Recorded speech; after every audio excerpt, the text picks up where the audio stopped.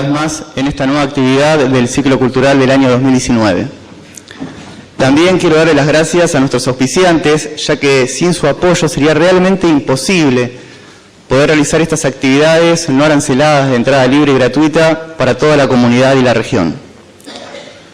Las actividades en el campo de la cultura, la salud y la educación son una prioridad para nosotros y es por eso que venimos desarrollando diferentes líneas de trabajo tanto con instituciones públicas como privadas. Esta noche este maravilloso auditorio nos ha quedado bastante pequeño por la calidad del invitado que nos acompaña. Quiero que todos juntos le demos la bienvenida al filósofo, escritor, ensayista, traductor y poeta Santiago Kovadlov.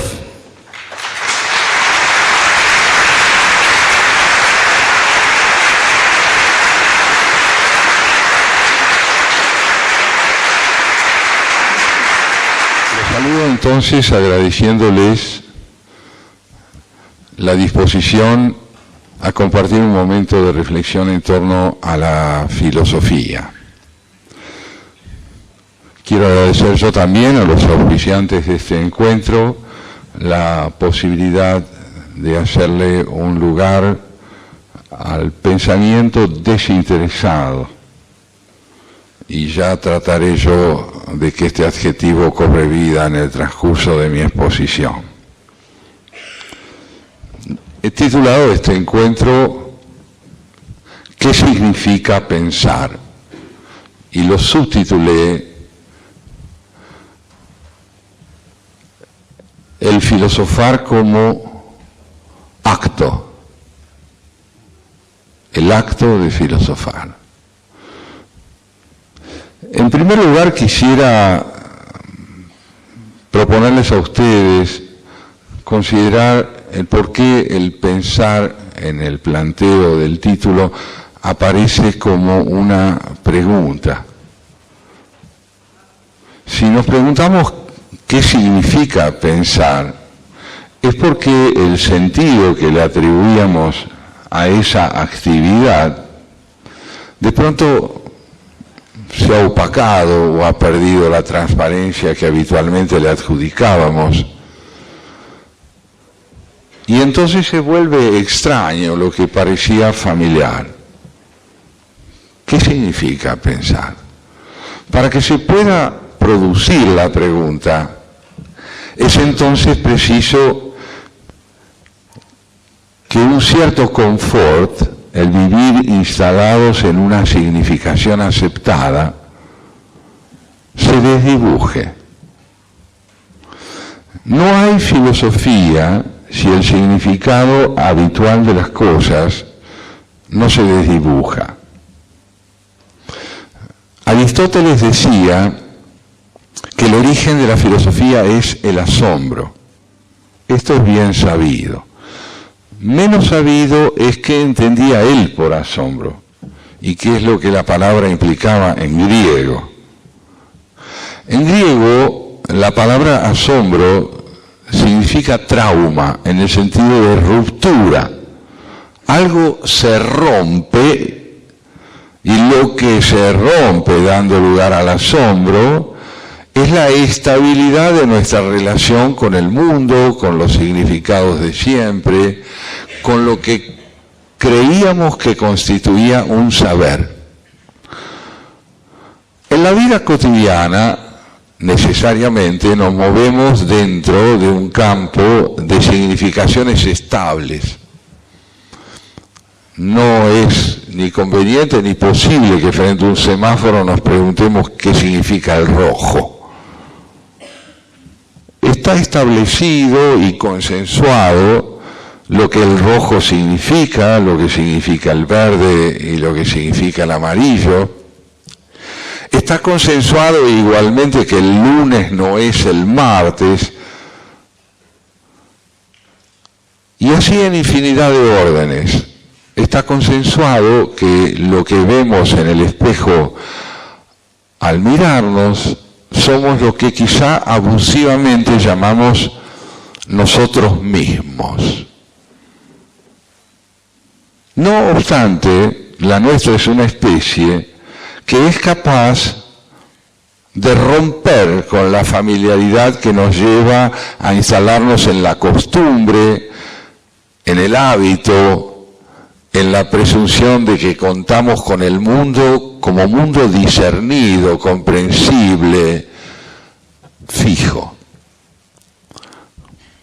Esto hace con que de pronto lo que parecía familiar se vuelva extraño. Y lo que dice Aristóteles es que el asombro es la pérdida de familiaridad con el mundo, la pérdida de familiaridad con los significados. Oscar Wilde, que fue, como bien sabemos, uno de los grandes escritores irlandeses, sostenía, con su humor tan típico, que es conveniente ser un poco improbable. Y creo que es cierto que ser improbable significa ser cauto. Por ejemplo, si nos miramos en el espejo a la mañana, tratarse de usted cada tanto. No presumir que somos nosotros. En el amor tenemos la posibilidad de advertir que la significación que nos atribuíamos no es la que el otro nos adjudica, siendo nosotros para nosotros mismos materia de una razonable resignación, resulta que de pronto para otros somos interesantes. Más que asombrarnos de que así sea, nos llenamos de gratitud. Y si hay reciprocidad, compartimos la mutua experiencia de descubrirnos. Y cuando el otro se quiere inscribir en una significación que se distancia de la que como enamorados le atribuimos, nos negamos completamente a admitir que sea así. ¿Qué es esto? No cabe ninguna duda de que en todo vínculo amoroso serio somos por lo menos 4. Y esto no es una propuesta poligámica. Estoy yo y lo que ella piensa de mí, y está ella y lo que yo pienso de ella. Y no siempre es conciliable este repertorio de interpretaciones. En cierto sentido podemos decir entonces que hay que resignarse a ser otro en el amor. Es decir, alguien cuya significación para el que nos quiere no es la que nosotros nos atribuimos, a menos que el narcisismo nos haya devorado y cuando el otro dice sos divino le digamos cuánta razón tenés. Si no incurrimos en esa desmesura, lo que sentimos al escuchar una cosa así es una infinita gratitud y la necesidad de expresar nuestra propia ternura hacia el otro. Pero en el amor, entonces, nos desconocemos. Nos desconocemos porque nuestra significación, tal como la entendemos, en manos o bajo la mirada del otro, se transfigura. Se transfigura nuestro significado cuando nuestros hijos nos caracterizan. No somos lo que ellos ven, ni dejamos de consistir en lo que ellos ven. Cuando un hijo ingresa en un periodo de crisis como la adolescencia y dice que uno como padre es insoportable, no es que esté equivocado. En todo caso, nuestra identidad no se agota en lo que tenemos de insufribles, pero también incluye el matiz de lo que hay de insufribles en nosotros para un adolescente. Y en él ni digamos para nosotros. De manera que las significaciones no gozan de identidad calcárea, no están fijas como una piedra. Son oscilantes, dinámicas, variables. Y siempre recuerdo, porque lo viví, aquel momento en el cual yo estaba en la Facultad de Filosofía y pasillo de por medio, en Buenos Aires, Borges enseñaba literatura inglesa. Y mirándolo desde mi pupitre, yo lo veía él enseñando. Cierta vez, en ese pasillo intermedio, y ya próxima a la hora de finalización de la clase, veía yo pasear un muchacho por el pasillo que miraba ansiosamente su reloj, esperando que la clase terminara, sin duda para acercarse a Borges. Era notable el contraste, nunca lo voy a olvidar, entre su ansiedad adolescente por encontrarlo y verlo, y la rotundidad de su tamaño, que era de un jugador de rugby. Bueno, lo cierto es que sonó el timbre que ponía fin a la hora de espera, y el muchacho se acercó a la puerta del aula donde Borges enseñaba. Yo salí al pasillo y lo vi. Y cuando Borges salió, como solía ocurrir, aureolado por sus alumnas y sus alumnos, ese muchacho se acerca a él y casi temblorosamente le dice: usted es Jorge Luis Borges. Y Borges le responde con esa mirada extraviada de ciego que tenía. Dice: bueno, momentáneamente. Claro, extraordinario. Él era muy tímido, Borges era muy tímido, y entonces su ironía y su sagacidad conceptual habían nacido también de la dificultad que tenía por un acercamiento directo más afectivo. Pero lo que le dijo es extraordinario, porque el muchacho estaba delante de Homero o de Virgilio, y con razón, Pero Borges no podía soportar ese nivel de idealización que lo convertía en un mausoleo. Entonces dije: mire, por el momento sí, pero ¿no cree usted que esto es perdurable? La introducción de la variable del tiempo en la caracterización del muchacho hacía con que las cosas se volvieran más equitativas. Entonces, por ahí, como dice él mismo, nada me cuesta reconocer que algunas de mis páginas son viables, pero él no consistía exclusivamente en su genialidad. Tenía hambre, sueño, le dolía una muela, iba al cardiólogo. Y el enigma de la genialidad es que tiene lugar en personas como uno. Lo que ocurre es que no todos son como uno, hay algunos que son de otra manera, y Borges lo era. Pero también quiero con esto decirles, y fundamentalmente esto es lo que quiero decirles, es que las significaciones operan dinámicamente en nuestra vida, y cuando Aristóteles dice que el origen de la filosofía es el asombro, se refiere a la perplejidad que nos domina ante las cosas cuando ellas han dejado de ser lo que creíamos que eran. Solo nuestra especie está expuesta a esta sustracción de lo familiar en la relación con el mundo. El animal la desconoce, salvo en aquellos momentos en los cuales se siente perseguido. Pero básicamente el animal no tiene responsabilidad interpretativa. No es un ser que interpreta el mundo. Está inscripto en la biología, y la biología desplaza la responsabilidad para cumplir con todas las funciones requeridas para la subsistencia. No hay alien, digamos, no hay un bisonte que se pregunta qué debo hacer. Lo sabe perfectamente porque no es alien. Los animales no tienen vida amorosa, tienen vida sexual, genital. El instinto tiene toda la palabra, en nuestra especie no. En nuestra especie ser hombres o mujeres es probable, no es seguro. La biología no es todo. Uno puede pertenecer biológicamente o anatómicamente a un sexo, pero también puede pertenecer a otro hoy en día.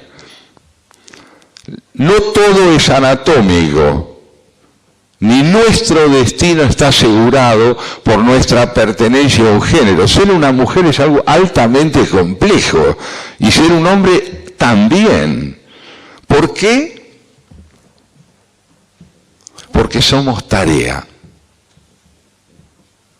Somos tarea.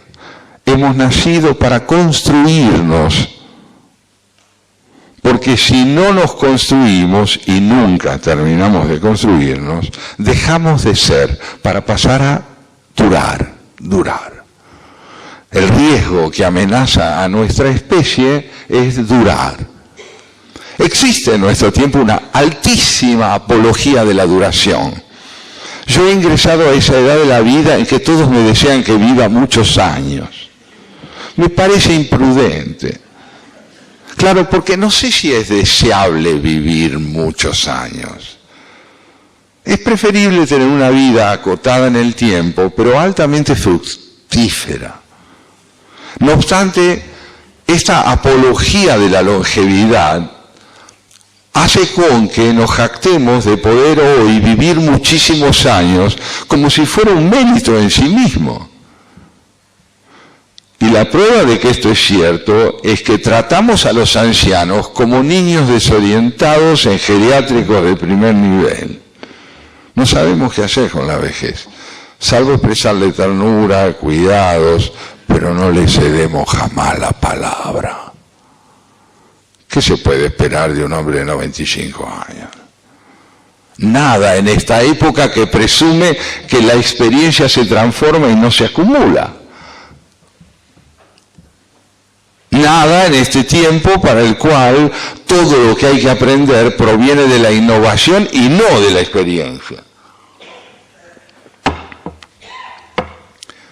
En consecuencia, tenemos que revisar muchos conceptos si queremos ser algo más que rutina, prejuicio, costumbre y apatía. La palabra apatía es muy bella. Es una palabra griega. En griego la partícula a señala sin o negación. Apático quiere decir que está sin pasión. ¿Y qué es la pasión? La pasión no es solo la intensidad desmesurada con que yo muero y mato por ella, ni tampoco el fervor con que manifiesto mi interés por un equipo de fútbol. La pasión es primordialmente el interés en ser tarea de mejor calidad, es decir, seres humanos que trabajan por su perfeccionamiento subjetivo, no solo objetivo. Subjetivo, perfeccionarse subjetivamente. Para poder perfeccionarse subjetivamente, y esto no es un programa de desarrollo que podría respaldar el FMI, para poder perfeccionarse subjetivamente, es imprescindible tener problemas de calidad. Es decir, que la calidad de nuestros problemas cambie en el curso de nuestra vida. Un hombre o una mujer no son interesantes porque no tienen problemas, sino por la calidad de los problemas que tienen. Cuando alguien dice con profunda irresponsabilidad, no hay problemas, o es un chico sin problemas, no sabe lo que está diciendo. No es conveniente no tener problemas, es conveniente renovar los problemas que se tienen y que alguien que en la adolescencia tiene problemas de adolescente deje de tenerlos a los 35 años. No es muy frecuente tampoco, pero es conveniente. Es conveniente que la calidad de nuestros problemas, los dilemas que vivimos, acompañen la temporalidad que nos constituye. Entonces, ¿qué significa pensar? Esto, advertir de pronto que todo aquello que la costumbre o el prejuicio habían adormecido en nosotros se despierta y nos hacemos cargo de preguntar. Porque las preguntas, las verdaderas preguntas, no preceden a las respuestas, vienen después de las respuestas. Toda pregunta indica que ha estallado una respuesta. Que hay una respuesta que ya no es funcional, que ya no nos dice lo que nos decía. Y Y hacerse cargo de esto, hacerse cargo de aprender a preguntar, es decir, de la responsabilidad de advertir el estado de problematicidad que enseña o que encierra, mejor dicho, el mundo, es un acto de libertad. Porque la libertad es primordialmente el poder asumir la tarea crítica de preguntarnos nuevamente quiénes somos. Por eso decía yo antes subjetiva. No es un defecto, es tan grande y todavía no sabe quién es. Yo no estoy hablando de un psicótico que va al banco y cree que está en una plaza y hace pis. Cuando uno no sabe quién es, puede ser perfectamente maduro, porque hay una identidad funcional que sirve precisamente para ir al banco a hacer un trámite, estar ante un semáforo y saber cómo funciona, y entender al mismo tiempo que la identidad es una construcción convencional de las circunstancias. Vuelvo, creo que es conveniente volver, al ejemplo del amor. El rasgo distintivo de la experiencia amorosa en un primer momento es el autodesconocimiento. Uno no sabe qué le pasa. No es que uno tiene el programa de conocerla a él o a ella, decir, mira, el martes la voy a No, sabemos quién. Es un asalto a la previsibilidad del amor. Aparece un desconocido que trastorna, uno no se propuso que trastorne, y el trastorno señala autodesconocimiento. Uno no sabe qué le pasa, y es extraordinariamente auspicioso que sea así, porque quiere decir que no somos dueños de nosotros. Hay una dimensión de lo real que podemos ordenarla con parámetros convencionales, consensuados. Hay que salir vestido a la calle, si es invierno conviene abrigarse, hablar una lengua compartida. Todo eso es razonable, pero el autodesconocimiento subsiste dentro de las convenciones compartidas. ¿Qué es un poema? Un poema. Un poema es la visión de lo de siempre despojado de siempre. Es decir, las cosas que habitualmente nos resultan indiferentes o concebidas como conocidas, de pronto pasan a ser motivos de emoción, porque las hemos descubierto. La indiferencia hacia la poesía también es indiferencia hacia el descubrimiento. Hay un cuadro hermoso y muy famoso de Magritte, el pintor francés, que se llama, reproduce una pipa y dice, esto no es una pipa. No, es un cuadro, no es una pipa. ¿Qué quiere decirnos Magritte? Aprenda a mirar, no se deje llevar por el hábito, ni ante el espejo ni fuera de él, ni con sus semejantes ni con un amigo, porque la amistad no prospera sobre la costumbre. Los países interesantes no son países que no tienen problemas, ni dejan de tener problemas graves, sino que renuevan sus problemas, los renuevan. Están siempre en la dimensión de lo problemático, pero con problemas renovados. Donde no impera la renovación problemática, existen las consignas y la monotonía de lo problemático, es decir, la previsibilidad del futuro que se parece al pasado. ¿Qué significa pensar?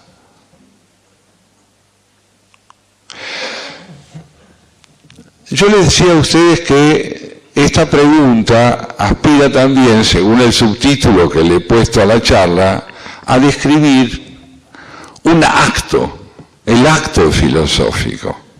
El acto filosófico, que es más o menos lo que estamos tratando de ensayar en esta apuesta, no se produce porque uno se lo proponga. No es que uno dice, bueno, el martes me pongo a filosofar. uno está a merced de la conmoción filosófica. Cuando alza su mirada y se sabe, si es que es capaz de soportarlo, un habitante del infinito.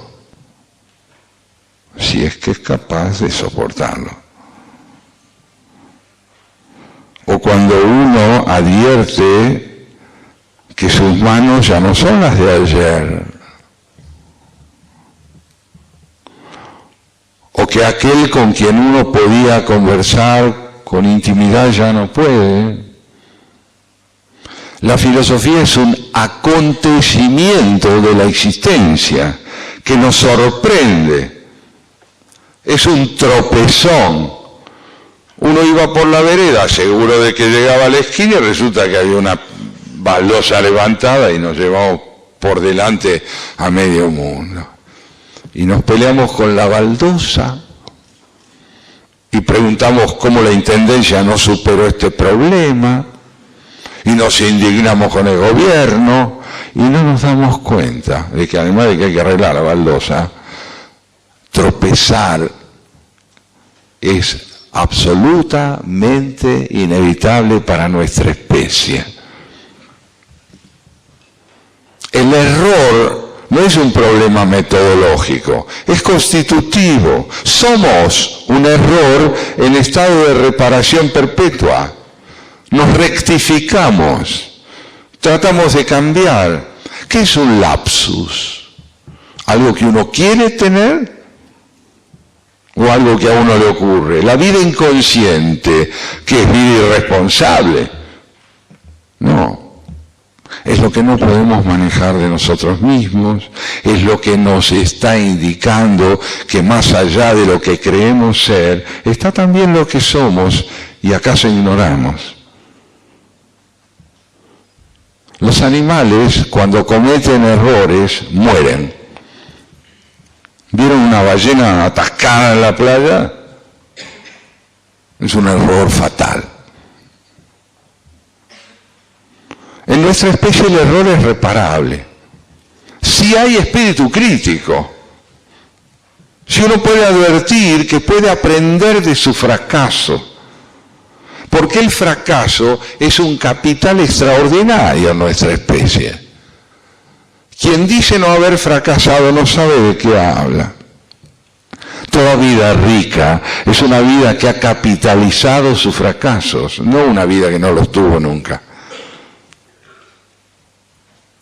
Entonces, la relación con el fracaso es fecunda cuando es relación de aprendizaje. Y este aprendizaje no implica una graduación. No es que uno termina la carrera y está graduado en aprendizaje. Todo el tiempo uno tiene una baldosa adelante, porque la costumbre y la premura y la confianza en saber dónde estamos nos enceguecen. Y no sé qué es estar enceguecido. Es creer que uno sabe ver.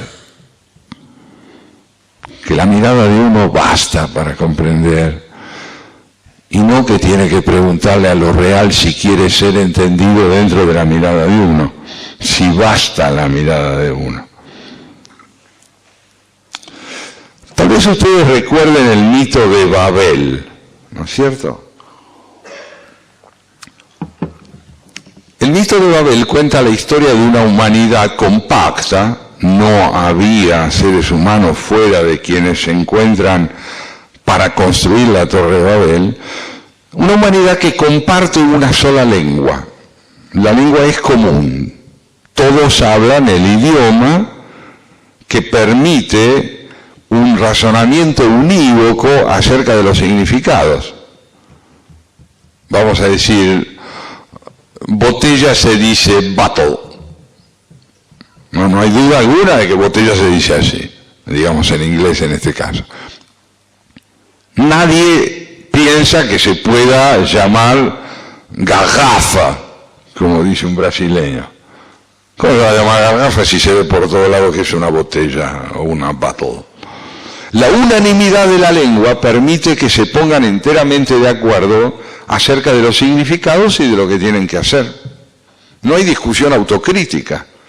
Todos dicen lo mismo y deciden construir una torre que alcance el cielo para robarle hegemonía a Dios. Es decir, si Dios es el que está en lo alto, nosotros vamos también hacia lo alto. Y llegaremos donde está Él. Dios los ve proceder. Trabajan con una extraordinaria unanimidad en la construcción de las bases, de los ladrillos, de lo que llamaríamos hoy cemento, de todo lo que permite crear, construir la torre. Viéndolos Dios, esto es el libro de Génesis, una Biblia hebrea, viéndolos proceder, Dios dice, yo voy a aleccionarlos a los seres humanos. Entonces, ¿cómo obra para aleccionarlos? Multiplica las lenguas. Es decir, introduce el polaco, el griego, el holandés, el francés, el portugués, el italiano y el español, de tal manera que cuando el del piso de arriba le dice de abajo, che, alcanzame 12 ladrillos, se lo dice en polaco y el de abajo solo habla griego. El gesto es inteligible, pero lo que dice no. Y se produce esta irrupción de lo extraño. Lo extraño que irrumpe en lo familiar. Si Juan, el de abajo, no sé qué le pasa, no habla más bien, habla mal ahora, se llama mal al hecho de que habla en griego. Y se empieza a producir entre los hombres de los distintos estamentos un desconocimiento recíproco que los angustia e impide que prosigan la obra de ascenso hacia la eternidad y busquen desesperadamente reagruparse según el dominio de la lengua común que cultivan. O sea que los que hablan francés se van con los franceses, los italianos con los italianos y así. Esta reagrupación en la universalidad de una lengua común tiene la finalidad de devolver la tranquilidad de que todos son como uno, que es una íntima aspiración de nosotros. Pero esto a su vez fragmenta y alecciona la idea de que somos uno. No somos uno. Cuando no somos uno, el enorme desafío que se plantea entre quienes no comparten la lengua ni el entendimiento es el desafío maravilloso y dificilísimo de tener que aprender a entenderse con el otro que no es como uno. Esta tarea se llama convivencia, proyecto altamente complejo para una especie como la nuestra. Primeramente es difícil convivir porque implica aceptar que uno todo no. Como puede ser que yo que hablo francés me encuentre con esta gente que ni sabe hablar porque hablan italiano. Es un nivel de imbecilidad muy difundido, la presunción de que quien no piensa como uno no sabe pensar. Y quien no dice lo que uno dice no sabe decir. Y quien no tiene mis costumbres es raro. No es otro, es raro. Porque otro quiere decir uno, todo, no. Bueno, pero eso ya no pasa. No pasa. Ustedes saben que las mujeres son inferiores, ¿verdad? Y los negros ni les digo, y los judíos. Son toda gente que no es como uno. Y los del otro partido, los del partido de uno no está, esos son unos miserables. Y ni hablemos de aquellos que no se dan cuenta de que la carrera que hemos seguido nosotros es fundamental y no como la de ellos. El hombre tiene terror a la diferencia, pero no solo terror a la diferencia con el otro o la otra, te roba la diferencia consigo mismo, a descubrir que él uno no, sino varios. Y que, como les decía antes, es conveniente tratarse de usted cada tanto. ¿Me podría usted decir cómo le va? Mirándome en el espejo. Recuerdo un día en que conversaba con Carlos López Pucho, el luthier y director del Coro Buenos Aires. Entonces un periodista le dice, dígame Carlos, ¿cómo anda? Entonces él se miró el pecho, así, dijo, che, te están hablando. Pequeñas lecciones cotidianas, inteligentísimas, sutiles, de lo conveniente que es no creer que uno está instalado en lo inequívoco, en lo seguro. ¿Qué significa pensar? Significa haber advertido que se está a merced de estas irrupciones permanentes de extrañeza ante lo que parece familiar. Y que este acceso a lo extraño no es que implique un cambio de objetos ni de sujetos, sino un cambio de significaciones.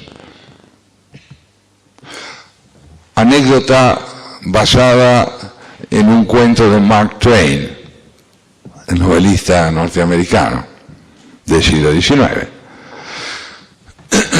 Me fui de la casa de mi padre a los 17 años porque no lo podía soportar más. Y volví a los 27 porque él estaba cambiadísimo.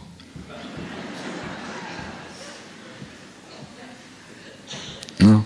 Si vos vieras cómo cambió mi papá y mi mamá, ahora lo distintos que son. Cuando yo era chico, no. Esto es ceguera, ¿ven? La ceguera es esto. Es siempre la presunción de que se está en el centro totémico de la realidad, con la rigidez de una piedra y la convicción de un fanático. El acto filosófico, estar a merced. ¿Y saben por qué? Estamos a merced porque somos lenguaje. En los lenguajes animales, lo que podríamos llamar abusivamente las dimensiones del significado son 3 o 4. 3 o 4. Cuando una ballena macho quiere atraer una ballena hembra porque está en celos, lanza un alarido abajo, ¿no? Imagínense ustedes, kilómetros y kilómetros recorre el eco de esa voz, que yo la he escuchado, no porque haya estado abajo, sino porque se reprodujo ese sonido y lo podemos escuchar. Pues ese sonido es inequívoco para la ballena hembrita, no es que ella dice, ¿qué me estará queriendo decir? Nada. Y no solo eso, sino que ella discierne por la intensidad del sonido si quiere o no quedar preñada por ese macho en función de lo que quiere como descendencia. Si es fuerte, si va a tener hijos como ya, no digo quiere, porque no hay alguien ahí que quiere, sino porque me lo pide el instinto. Lo advierte. De igual manera, un pájaro, cuando señala posesión del lugar donde está su nido, tiene un solo canto, y para los demás es clarísimo eso. En el lenguaje humano, la multiplicación de significados es enorme. Una sola palabra basta para demostrarlo. ¿Qué quiere decir buen día? Vamos al diccionario. Saludo mediante el cual los seres humanos expresan su convivencia inicial en las horas de la mañana. Pero no. Buen día se dice. Buen día. Buen día. Buen día, ¿qué tal? Dije buen día en los 3 casos, pero no dije lo mismo. La tonalidad decide el alcance del significado. Es la tonalidad lo que decide. Si alguien entra donde estoy y me dice buen día, digo, no, pará, ¿qué te pasa? Pero si te dije buen día, no me dijiste buen día, no el buen día que yo necesitaba que me digas. Viniste a decirme acá, no quiero estar con vos, eso es lo que me dijiste. Yo, etcétera, etcétera.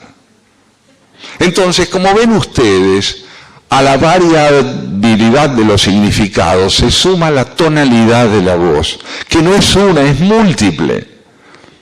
Nosotros no sabemos bien qué se nos quiere decir con un significado hasta que un determinado registro tonal se hace cargo de él. Igual que en los animales, pero con una variación infinitamente mayor, más compleja. Cuando escuchamos a alguien tenemos también que aprender a oír cómo lo canta, cómo lo enuncia, porque ahí está la temperatura del significado. En la literatura, la lectura es lo que decide precisamente la eficacia de la transmisión de un contenido. Grandes versos, mal leídos, son un desastre. No son los versos de un gran poeta. Porque la voz no lo sabe registrar, porque la clave de sol en que los ejecuta no responden al hecho de estar ante una partitura, desafinan. A fuerza de leer solo con los ojos, terminamos por no saber usar la voz en la lectura, porque advertimos que lo que hay que leer es solo contenidos. Y no es solo contenidos, es temperatura de los significados. Borges decía muy bien que en la voz se decide lo que se quiere decir y lo que se quiere leer. Y en filosofía ocurre exactamente lo mismo.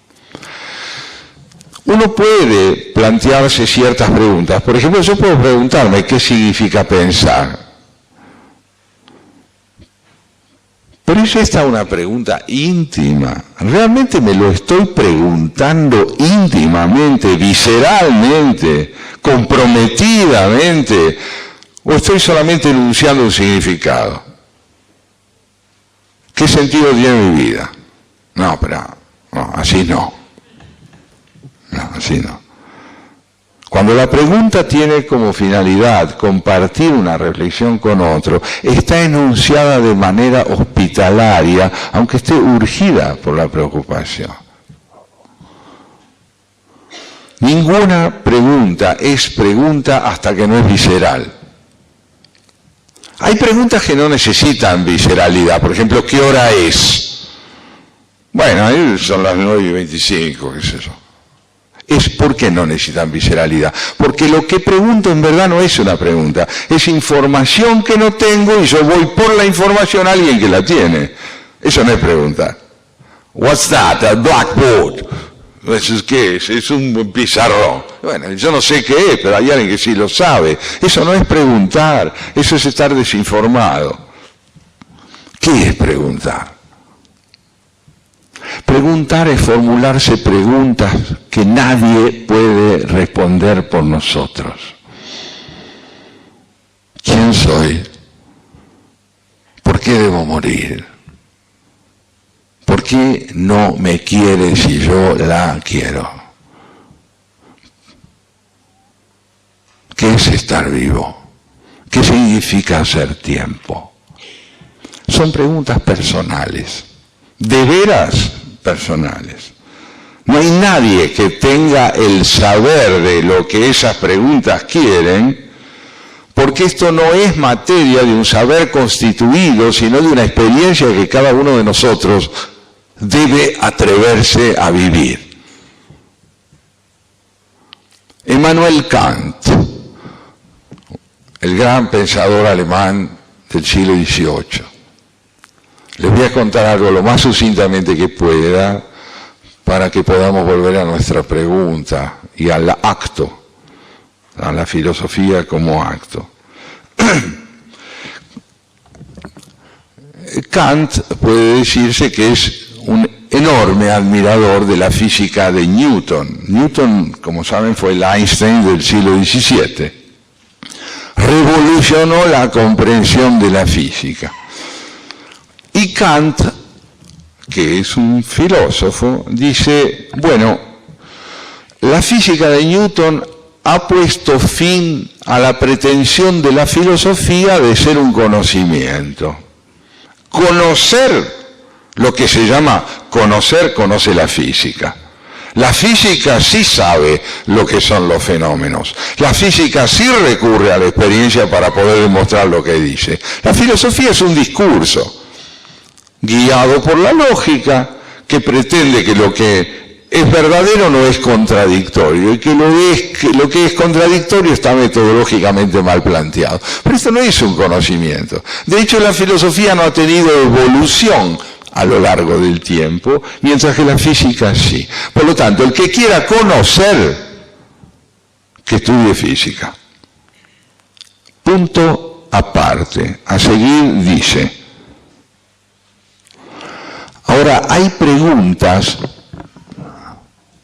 que no piden respuestas, piden ser soportadas. La filosofía las mantiene vivas. Las mantiene vivas. ¿Para qué? ¿Qué sentido tiene que te han preguntado si tu vida tiene sentido, que te va a pensar todo el día que te vas a morir? Sentido común, abusivo. Lo que hace la filosofía es mostrar que no todo cabe en una solución, porque no la hay.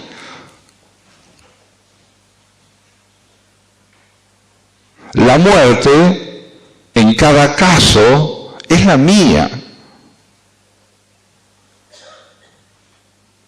No hay quien muera por mí. No es que me puse melancólico, ¿eh? No hay quien muera por mí. Yo no puedo delegar mi muerte, ni pude delegar mi nacimiento. Yo sé que todo el mundo ama a sus hijos, pero yo no tengo hijos transferibles.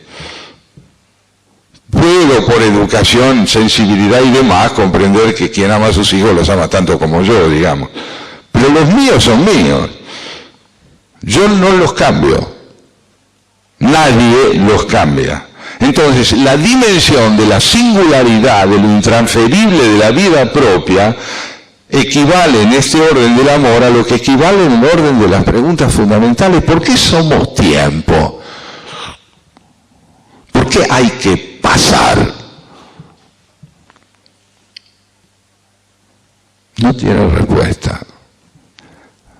Son preguntas que piden convivencia y sostenerlas para comprender la complejidad de la vida sin caer en reduccionismos fáciles del estilo: libérate de esas cosas que no sirven para nada y hacete un viajecito a Miami y te vas a olvidar de las boludeces que estás pensando.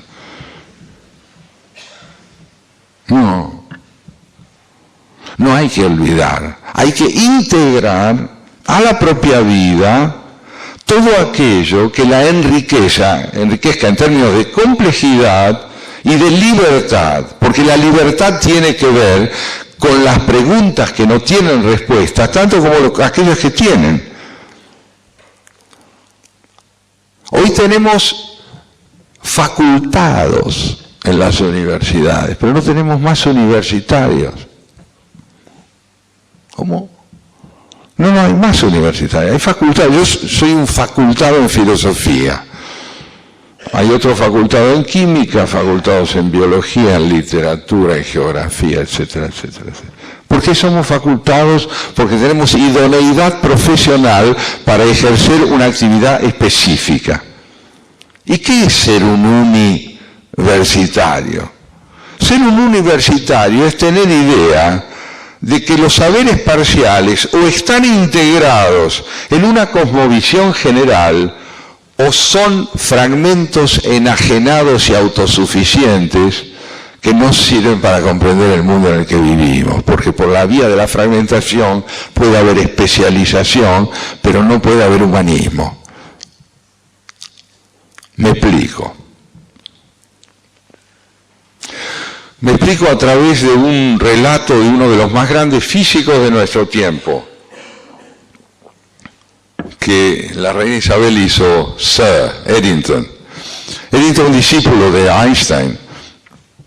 Eddington decía, con un humor muy inglés: todo físico sabe que su mujer no es más que un conjunto de átomos y de células. Ahora bien, si la trata así, la pierde.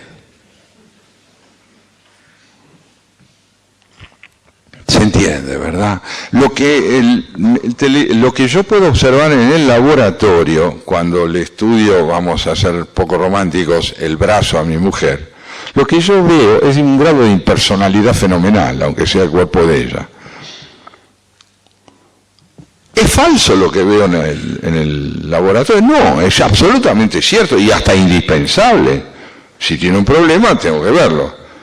Pero si yo salgo del laboratorio y pretendo que la complejidad de lo real se reduzca a lo que vi dentro del laboratorio, estoy liquidado. Porque una mesa donde yo voy a invitar a comer a mis amigos y servirles un buen vino, no es un conjunto abigarrado de átomos que forman una masa sólida. Es una mesa hermosa de caoba que mis amigos van a valorar porque me la compré para disfrutarla juntos. Fuera de cada especialidad está lo complejo del mundo. Otro ejemplo, sin grandes concertinos ninguna orquesta es buena. Tiene que haber alguien que toque el violín como los dioses, y alguien que toque el oboe como los dioses, y alguien que toque cada instrumento. Muy bien. Ahora bien, si la melodía no es común, no hacemos nada con el concertino. Tiene que haber una melodía común dentro de cuya ejecución se destaque cada uno de aquellos que la interpretan. Esta melodía común se llama universidad. La universidad fue creada en forma vertical, tanto arquitectónica como desde el punto de vista de los contenidos. Al igual que las catedrales, las universidades tenían una finalidad, era tender hacia lo alto. En el extremo superior de las universidades estaba la teología cuando se crearon las universidades. Debajo de la teología venían las distintas disciplinas, pero todas vertebradas como una columna por la teología. Ya no estamos en el tiempo en el que la teología vertebre el saber. Estamos, y ya empiezan a crujir sus muros, en el tiempo en que la ciencia pretende vertebrar el saber y la tecnocracia parece que la somete. Estamos en el tiempo en que la universidad es un nombre, ya no es más un conjunto interpenetrado de disciplinas que están emparentadas por una misma vocación de universalidad. ¿Y esto qué problema, loco? No. Somos fragmentos. En el orden político somos fragmentos, en el orden del saber somos fragmentos, y cuando un químico presenta un libro no se le ocurre jamás invitar a un teólogo y a un poeta a la presentación para que hablen, si no saben nada. Ajá. Albert Einstein escribió en Cómo veo el mundo.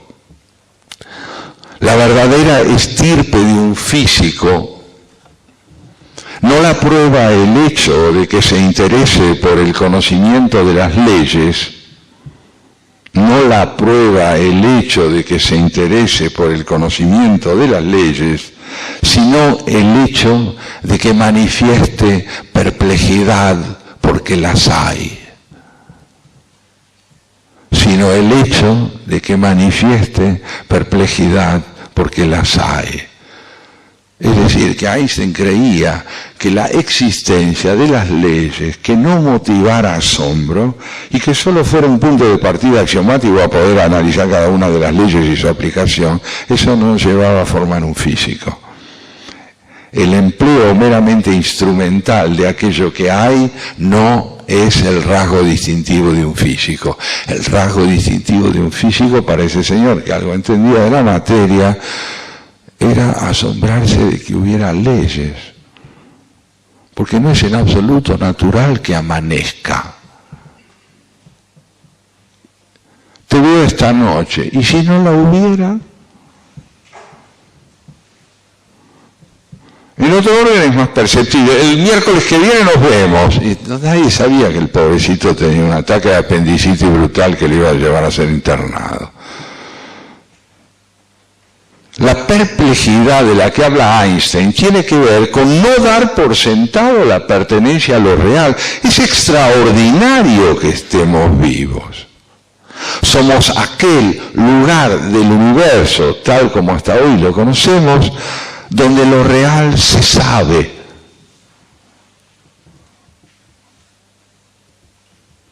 Se sabe. La luna es luna en mí.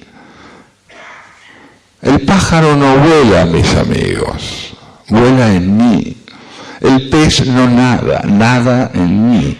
Porque yo soy el sitio donde la conciencia de lo existente se convierte en evidencia.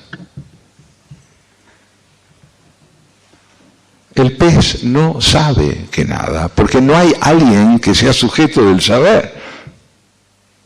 Nosotros somos la única especie viva que se sabe. Sabe que es tiempo, sabe que está aquí, sabe que va a morir, aunque no sepa qué quiera decir exactamente todo eso. Y no solo habla, sino que sabe que habla. Es maravilloso. Conciencia tienen todas las especies, conciencia operativa. Las hormigas saben a dónde van. Igual que nosotros en cierto sentido, pero nosotros sabemos menos. No tenemos muy claro dónde ir. Más o menos. ¿Por qué? Porque somos simultáneamente la única especie en la cual la conciencia dio lugar a la autoconciencia. En el caracol no ocurrió.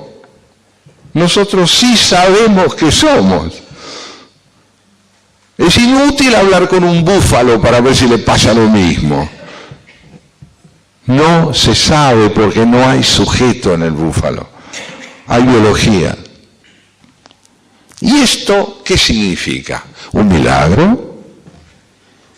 Es un verdadero enigma que haya una especie que se sabe cuando todas se desconocen.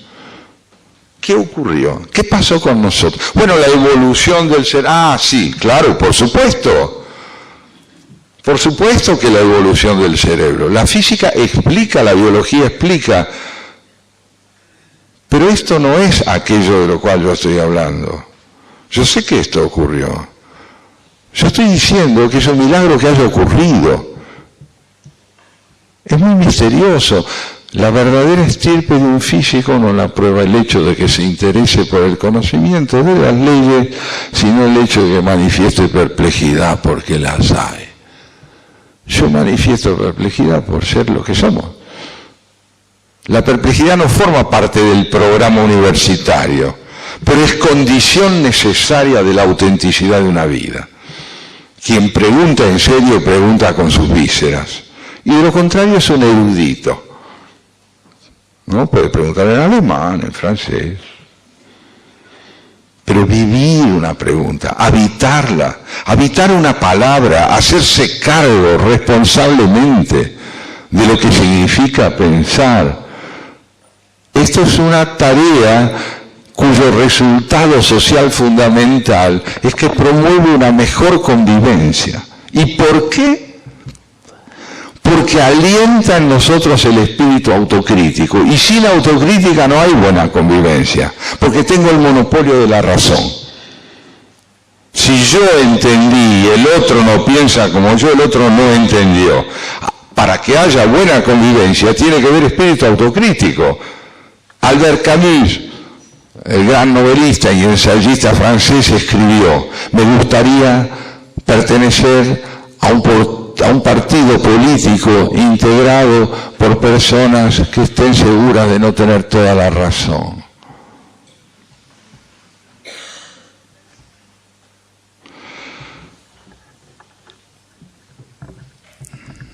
Y podríamos seguir, con ejemplos, con dudas, pero sí es cierto que ¿qué significa pensar? ¿Es una pregunta auténtica? Entonces los invito a que cada uno de ustedes la tome y se la lleve a su casa. Muchísimas gracias.